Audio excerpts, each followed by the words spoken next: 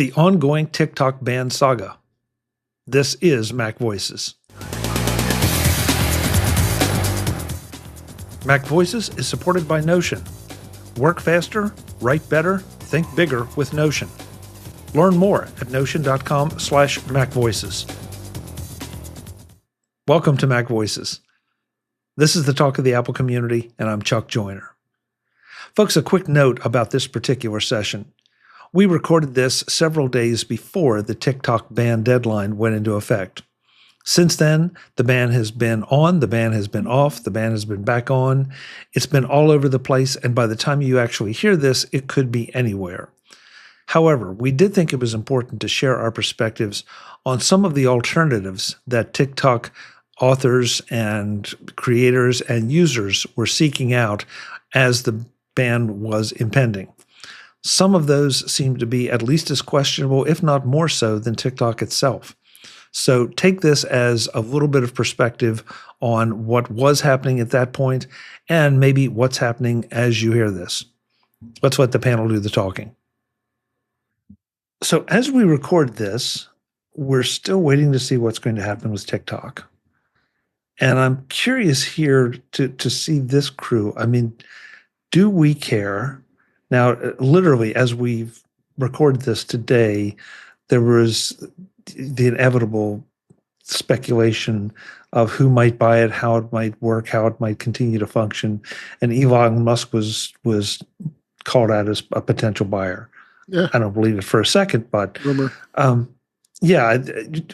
Rumor or rampant speculation. I don't know. Speculation. Dave. Yeah. But and maybe this is, again, this may not be the group to ask because we're all well, let's say we have a lot of miles behind us. So does anybody care? I mean, I know a lot of creators do. There are people making livings off TikTok, which is fascinating to me. Yeah. But I don't know. I just don't feel like this is going to impact me a whole lot, and I don't know how any of the rest of you feel. I don't know where I'm going to go to get my misogynist, fat shaming, improper body image videos to look at. Well, Instagram's still there. Marty, I'll send you some pics. Oh, honestly, it's not going to affect me in the slightest. Nope. Except that it might encourage me to finally delete that app off my iPhone. It's been sitting there for months, showing me I have 15 notifications, and that is the one app that I just let that badge keep on counting because I just don't care anymore. Jeff, Gammett? I care about this, but not for the reason most people think. It's not because it's TikTok specifically. It could be any app. What concerns me here is the precedent. And so if the United States is now dictating who can own or control specific apps or properties or products, what happens when another country or the EU tells a United States company that they have to sell off their one of their products to a company outside of the United States? How is that going to play out? That's fair. I think that's a very good point. And it's not quite the same, but in a lot of ways, the U.S. government already does this with computer components. I don't know if it ever ended, but Cooler Master had to stop selling a whole host of products in the U.S. because part of their supply chain was on the designated entity list. Mm-hmm. And so, I mean, it's when it comes to national security, the government already plays it kind of fast and loose. This might encourage more of that, or it may not have really any effect at all. Well, aren't they about to outlaw TP links? Yes. Yeah, I did hear that. Yeah, because TP-Link was at CES, and there were more than one person who said, "Gee, I'm surprised they're here." It's only a subset of their products, from what I remember. It's not Okay. all of their products. It's just certain ones that, again, have links back to China. Paul in the chat room says China did that to Google, and that's a real good point, Well, Paul. China- Yeah, they did. Did Yeah. China say Google had to sell off a product? I thought it was China said Google had to host servers in China and give the government access to them. And China said nope. Or excuse me, Google said nope. And so they shut down their operation. It's hard to remember. Russia did something similar as well. Well, there's several countries out there that, well, India is doing it right now to Apple in a little bit different way, because they're saying if you don't manufacture a certain percentage of product in our country, you no longer can sell here, or you are very severely curtailed. Same with And so Indonesia. that's different than saying, hey, Apple, you need to sell off your whole iPod brand to another company. And that company has to be outside the United States. Right. Jeff, okay, so I'll play devil's advocate for a minute. I don't think they've said exactly that. They've said that if you want to continue to operate in the United States, you don't have to sell. You just, we're just going to curtail your operations in the United States. Sure. In fact, but correct me if. What if India said that about the iPhone? You have to sell off the iPhone to another company, and if you want to continue selling iPhones in India. Well, Apple would say no. Mm-hmm. And ByteDance has the right to say no. They absolutely do. But from what I've read, and this changes constantly, so by the time folks hear this that aren't listening live, it may have changed. But from the last thing I remember reading was that ByteDance was just going to say no. If we're not going to sell, and if we can't operate in the U.S., we're just going to shut down, and not just in the U.S., but just shut down. Period. I didn't hear that they would shut down completely. That was the way I understood it, Jeff. And if that's the case, and that's a capital I, capital F, then really that makes you wonder what exactly what their purpose in being in the U.S. was with TikTok. So completely shut it down in every country around the world. Is that what they said, Dave? I don't think so. I thought it was just the U.S. is what is being shut down. But okay, then I could be wrong. Yeah, I could be wrong too. There's this stuff is written up so many places that you start to lose track of what. But yeah, but clearly they care about the U.S. Oh, of course. Yeah. I think that's where the majority of their user base is located. I mean, yes, they're international, but I suspect there's a lot more from North America using TikTok than other places in the world. Right. Yeah. Brian has a thought, and I want to just throw one thing in, Brian, before you do, so I don't forget it. But this whole thing started when a group of Congress people saw some closed doors presentations by the intelligence community, and they came out, and almost to a person across party lines, there was a deep concern about TikTok. And now we still have never been told exactly what presentation was made. But in the political environment we had then and have now, for the concern across party lines, I took as pretty impressive or pretty strong. Brian? Yeah, I had a different angle. In addition to what was said earlier, I'm thinking of it from the people who are consuming the product, as well as people who are creating content for the product, like TikTok. I think about it from a reliance on a particular company that, in something like this could very well shut down, or, in lesser terms from other companies, sometimes they change their terms of what might be paid out for, say, ad revenue, things of that nature, or maybe we have, different social media companies where a CEO changes to somebody else, let that sink in. Or if you have, other aspects of, a CEO that's still there, but says something that people disagree with, and then there's backlash, whether it's people leaving, people, different uh, groups of people coming onto the product. It's just that lack of control. I think sometimes when you think about being overly reliant, sometimes on one particular service. Well, I mean, look at YouTube. Everybody's over reliant on YouTube, and Yep. that's what probably a lot of these content creators will just move over completely over to YouTube. You can do the shorts just like you can on TikTok, and Yeah. YouTube's just going to get even larger when this happens. Great point. You're going to have winners and losers out of this. If TikTok goes away, it's not as if people aren't going to be searching for that media consumption or media creation. It's just going to be in a different place. Right. There are a lot of articles popping up anticipating some change with TikTok, or at least change in the people who are using it, and looking for various alternatives. So I think it has the potential for kind of springing that industry, not just YouTube, but maybe some other providers that position themselves well.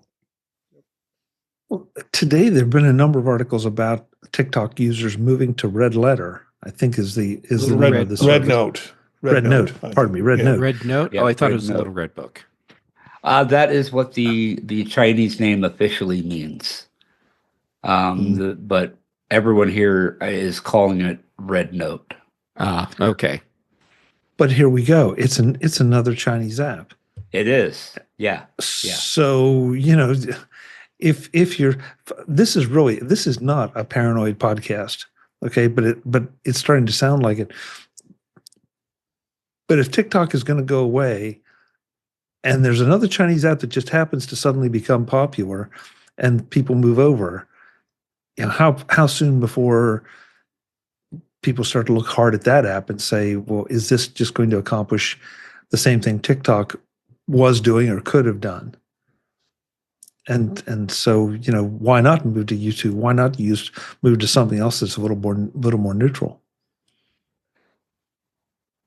I've seen comments about Little Red Book or Red Note, where people are saying what's happening with all of these U.S. TikTok users that are migrating en masse over is that there's been this unexpected thing where you have all of these U.S. citizens that are now looking at what's happening in China, because the purpose of Red Note, it's like, here's these recipes, here's these cool places to eat, here's where I like to shop. That's what this thing is. So you have all these people in the U.S. that are now experiencing the culture in China and what daily life in China is like, and they're seeing it in a completely different light than how it's typically presented here in the United States. And in some cases, people are in the U.S. that are looking at this are saying, hold on, how come they have a quality of life, the people that are on the platform at least, how come they have a better quality of life in China than I have in the United States? So I have not been on this platform, so I don't know from experience. This is just some of the stuff that I've been seeing pop up today, and I'm finding that very interesting. Yeah, there are a lot of things that are interesting about this. I mean, I think, Brian, you made the point, and I think I want to reemphasize it, that if you're just on one social network, whether you're looking for information, whether you want to have a presence there for your followers, for whatever reason you have followers, or if you're trying to build a business, it probably isn't a good idea to build it on something that you don't control. You should at least have some kind of backup or something that is under your control, because if TikTok shuts down, all these people that apparently are making their livings off TikTok are going to be in a bit of an ugly situation. Well, a lot of the ones that do make their living off of TikTok are not just using TikTok already. You see a lot of the videos get cross-posted to Instagram. In fact, the TikTok app probably still does that automatically. And and I also see them show up in YouTube Shorts. So it will take away one platform, but there are still others, and I'm sure even more new ones would show up. Today's edition of MacVoices is supported by Notion. Work faster, write better, think bigger with Notion. Learn more at notion.com/MacVoices. You can try Notion for free when you go to notion.com/MacVoices. We are now long past Quitter's Day, the day that most people give up on those aspirational but unrealistic New Year's resolutions. Time to get down to business and make some changes that are realistic and that will pay dividends every day. It is time to try Notion. Notion combines your notes, docs, and projects into one space that is simple and beautifully designed. The fully integrated Notion AI helps you work faster, write better, and think bigger, doing tasks that normally take you hours in just seconds. That means you're going to want to stick with Notion, not decide that it's too tough or doesn't fit into your schedule, or any of the other reasons your New Year's resolutions didn't stick. You can try Notion for free when you go to notion.com/MacVoices. That's all lowercase letters, notion.com/MacVoices, to try the powerful, easy-to-use Notion AI today. And when you use my link, you're supporting MacVoices. Notion.com/MacVoices. Thanks to Notion for supporting MacVoices. Brian, I'm not sure where to Chuck. Thank you, Jeff. Mm-hmm. Jeff says that I'm sounding like a Mastodon advocate. You were saying all of the right things to be a Mastodon advocate. You control your platform. Well, control your platform, but off topic, on topic. But again, just this week we're seeing some discussion about Blue Sky, I guess, selling or moving to a different ownership because the originator of Blue Sky did not feel like it should be that any social media, especially Blue Sky that he created, should be owned by any one theoretically rich individual. And so, there does seem to be a bit of a backlash. Now, that's a little bit different situation than Mastodon. Jeff, you want to explain why it's different? I mean, the Fediverse versus, something created by one person is what I meant by that. The Fediverse is different because anyone can spin up their own instance for the social media platform, and then it's federated, and so then it can all be linked together, sort of like a mycelium network. But if it's deemed as a problem part of the overall network, it can be cut back out and left as its own isolated things. Like if you create a Mastodon instance for people to join, and it's like radical, hardcore, violent, political, whatever, then it's probably going to get cut out of the larger network, and it'll be its own little thing that can still exist. It'll just be isolated. So in that way, you have control over your social media platform, and you could even spin it up and choose not to federate in and have it just as your own private social media network for you and your friends. That's not something you can do with any of the big name social media platforms. Brian, you had put something in a private chat. I'm going to ask you to explain what it is and where it came from. Sure, and I'm really trying to find the specific language where it's from, because I just found it from Wikipedia, and I'm just trying to trace it. But it was looking at the law. If it goes through, I believe it says it bans foreign adversary-controlled applications covering websites, application software, and mobile apps. So when they're looking at TikTok, I think it's broader than just say TikTok, but it's the application that brought it to the attention, but yet it applies in a broader way to other, so if you think about like whack-a-mole, so TikTok goes away, a different one comes up. Is that other one that comes up, is it also controlled is for an adversary controlled application. And again, I'm just trying to find the actual law, so it's not saying it's referencing Wikipedia. From what Brian, from what I understood, the statute or the law is, it specifically names TikTok, but it gave a broader description so that it could be applicable to some of the other things that you just mentioned. But Yeah. the name TikTok was in that particular piece of legislation. That was the one that triggered it. That's my understanding. It Yeah. also applies to any company owned by ByteDance. Okay, The interesting. company that owns TikTok. I saw this in another article talking about alternatives to TikTok. One of them was Lemon8. Mhm. And the problem with Lemon8 is that Lemon8 is also owned by ByteDance.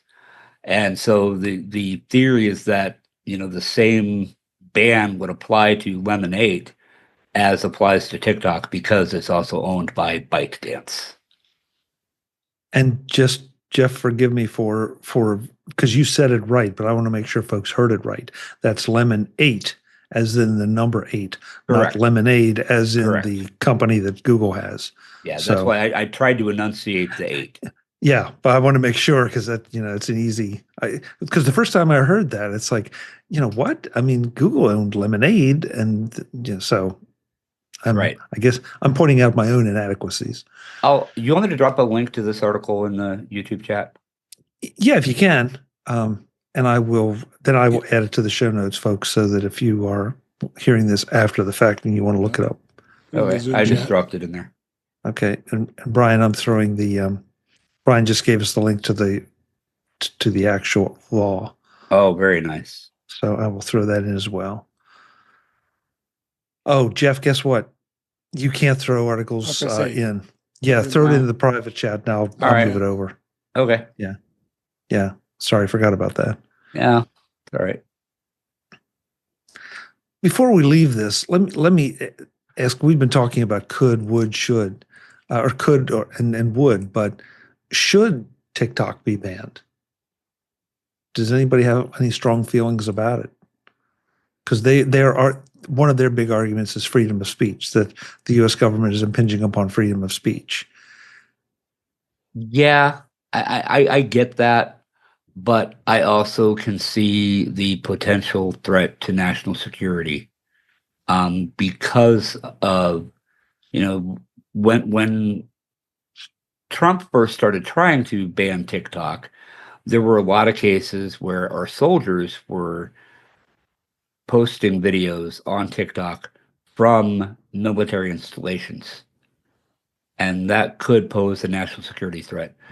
I don't really agree wholeheartedly with banning the app. I think a way needs to be found to protect our interests while still allowing people their freedom of speech. I just don't know how they could do that.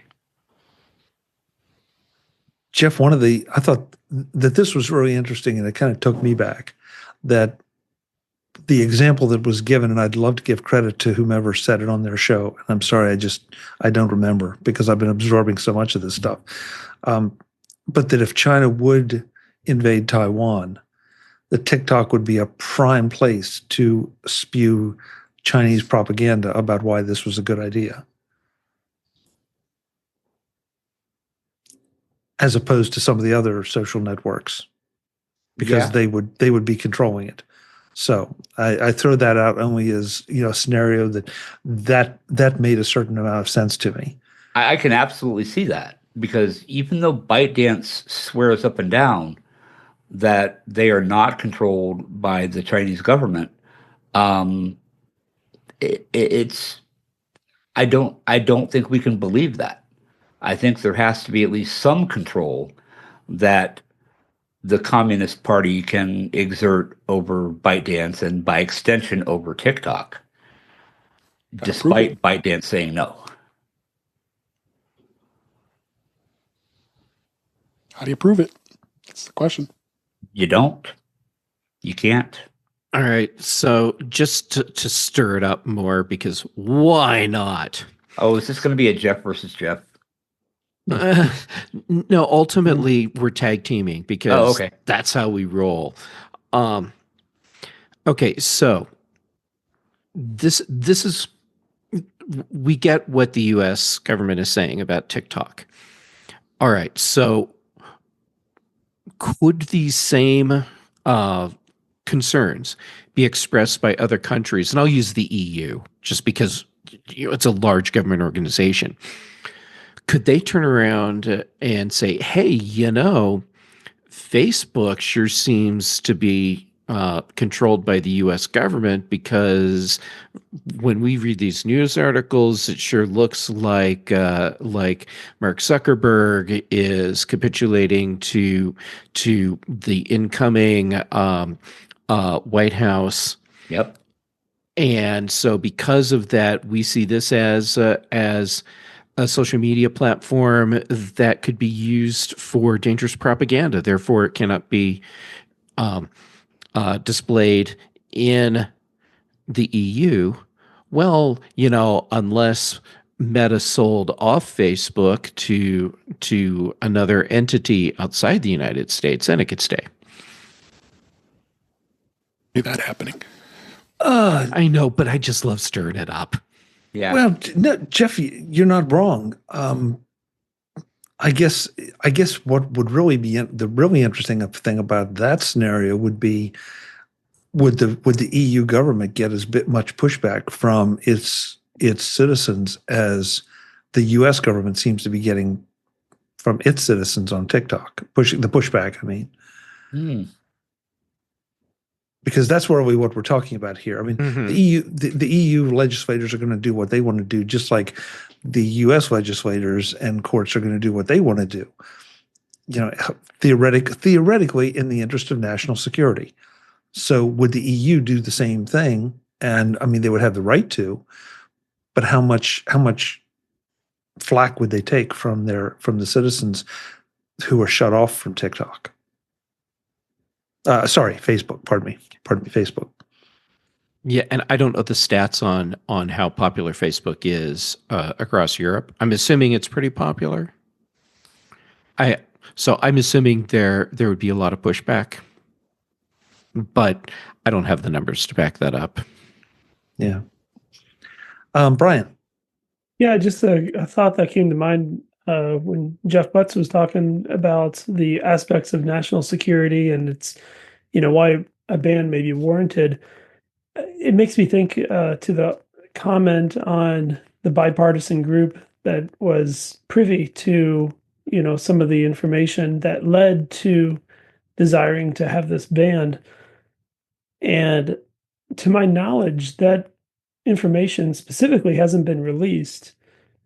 What it would be like to be a fly on the wall, to hear and understand, because you have a group of people who can't agree on anything, it seems, that agreed on this. Right. I think is pretty big.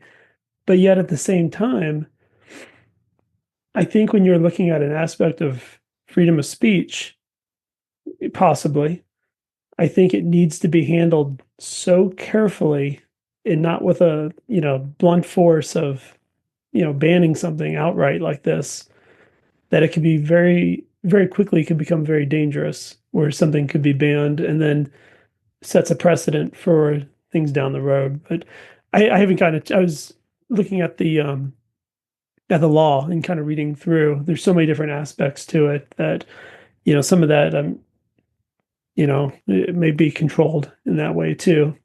So, Marty? Yeah, I might be coming off a little more hawkish than I probably am, but when you talk about freedom of speech, yeah, I mean, you can have freedom of speech, but I don't think most of the people who are using TikTok are getting a warning when they go onto it. This data could potentially be used turned over to the Chinese government for whatever nefarious reason they want to use that information. So there are different boundaries that different countries have, and it seems like this connection is a little too dangerous for us to take it lightly. most of the users who are upset about it don't understand the implications of it, or it hasn't been explained to them. It's like warning labels on cigarettes. For people who smoke, you never look at them. You just smoke. So That's an interesting analogy, Marty. Interesting analogy. Thank you, guys. That was a good balanced discussion. I appreciate nobody getting into politics in the wrong way, because I don't think we did. And folks, if you feel like we did, then please let me know, because tech and politics just are going to have to go together here as we move forward. There's just no question about it, and we want to try to be as balanced as we can. Visit MacVoices.com for show notes and to connect with Chuck on social media. Get involved in our Facebook group or like our Facebook page, and get more out of your Apple tech with MacVoices Magazine, free on Flipboard and on the web. And if you find value in it all, consider supporting us through either our Patreon campaign at patreon.com/MacVoices, or by making a one-time donation via the PayPal link on our front page and in the show notes of each episode. You will join these fine people who help bring you Mac Voices.